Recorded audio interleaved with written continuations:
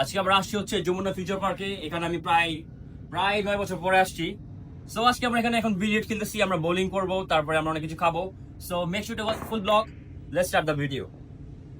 এখানে আমি first time আসছিলাম হচ্ছে আরো 9 বছর আগে, যখন আমার বড় ভাই A-level এক্সাম দিতে আসছিল। তখন আমরা সবাই একসাথে এখানে আসছিলাম।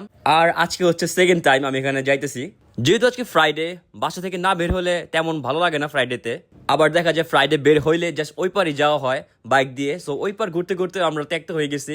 তো চিন্তা করলাম যে ঢাকার ভিতরেই ঘুরি, আর যমুনা ফিউচার পার্কে তো অনেক দিন ধরেই যাই না, তাই চিন্তা করলাম একটু ঘুরে আসি। সো বেসিক্যালি আজকে সবাই আমরা উইন্ডো শপিং করব। তার মানে আমরা কিছু কিনবো না, বাট আমরা মার্কেটটা ঘুরবো আর দেখবো এখানে কি কি প্রোডাক্টস পাওয়া যায়। এখন আমরা ইরামবিডির একটা শপের ভিতরে আছি, এটা আমরা অনলাইনে প্রায় দেখি।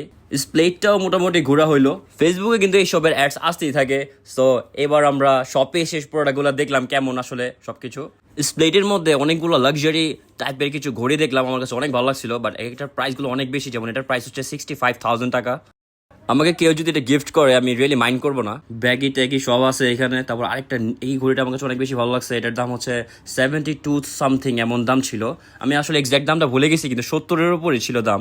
ভিভোর প্রোডাক্ট পানিতে চুবিয়ে রাখছে, মানে দেখাচ্ছে ওরা পানিতে ভাসতে পারে। এই মার্কেটে সবই ভালো লাগছে, মানে বসুন্ধরার মতো না, একটু আমার কাছে খালি খালি ভালো লাগে সবকিছু, একটু নিরিবিলি টাইপের। কিন্তু মার্কেট আবার বেশি খালিও ভালো লাগে না। আর এখানে আরেকটা খারাপ জিনিস হচ্ছে যে এখানে খাবারের দোকানগুলো একটু কম, মানে সব বেসিক আইটেম যেটা রেগুলারলি খাওয়াই হয়, যেমন ডমিনোস আছে, তারপরে বিএফসি, এগুলো রেগুলার দেখা যায় খাওয়াই হয়। If you want to try something extraordinary, তাহলে Jamuna future park is not for you.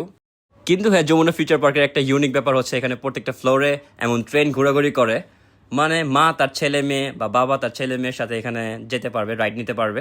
এইসব জ্যোতিষ পতিষ কি করে যমুনা ফিউচার পার্কে বুঝলাম না। যাই হোক, and we are really hungry. So আমরা চিন্তা করতেছি কি খাবো এখানে। সবকিছু তো বেসিক আইটেম সব এখানে।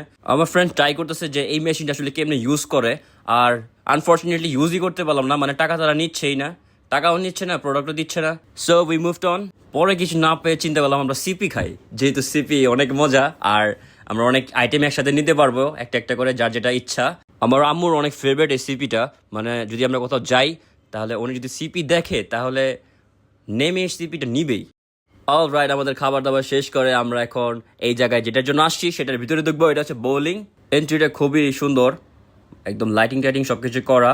আর এটা আমি সব কিছু আমি কেনজানি ট্রেন শেষ হওয়ার পরই করি। যেমন 300 ফিট সবাই ধুমে গেছিল, আমি যাই নাই, আমি ট্রেনের শেষ হওয়ার পর গেছি। আর এটাও সবাই যে ছবি টবি তুলে একদম ফাটাই দিছে, বাট আমি আজকে আসছি ফর দ্য ফার্স্ট টাইম। এখানে ঢুকতে ফার্স্ট অফ অল সবার 50 টাকা করে একটা টিকিট লাগে। এই টিকিটটা কেনার পরে সবকিছু গেমের প্রাইস আলাদা। যেমন এটা আমরা নিয়েছিলাম 20টা বল, তার দাম হচ্ছে 300 টাকা। আমরা এখানে 3 জন ছিলাম।